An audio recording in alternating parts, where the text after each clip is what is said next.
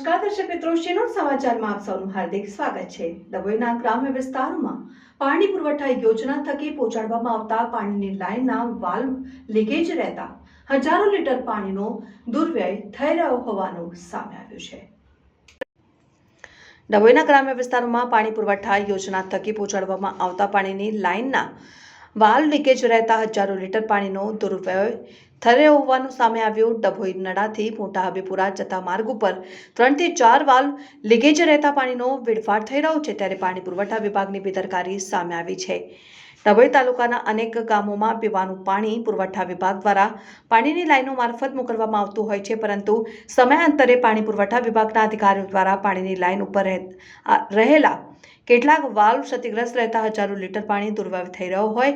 જલ એ જીવન સૂત્રથી સરકાર એક તરફ જ્યારે પાણી બચાવવા અભિયાન ચલાવે છે, પરંતુ કેટલાક વિસ્તારોમાં પાણી બચાવવા અભિયાન નિરર્થક જોવા મળે છે। ડભોઈ તાલુકાના નડા ગામેથી મોટા હબીપુરા જવાના માર્ગ ઉપર છેલ્લા ઘણા સમયથી 3 થી 4 વાલ્વ પાણી છોડવાના સમય દરમિયાન લીકેજ થતા નજરે પડ્યા હતા, ત્યારે લીકેજ રહેવાને કારણે હજારો લીટર પાણી બિન ઉપયોગી વહી જતું હોવાનું જોવા મળ્યું। ત્યારે પાણી પુરવઠા વિભાગના અધિકારીઓ વહેલી તકે તાલુકાના ગ્રામ્ય વિસ્તારોમાં લીકેજ રહેતા વાલ્વ રિપેર કરે તેવી વ્યાપક પ્રમાણમાં માંગ ઉઠવા પામી છે। રિપોર્ટર મીત માછી, શિનોર સમાચાર ન્યૂઝ, ડભોઈ।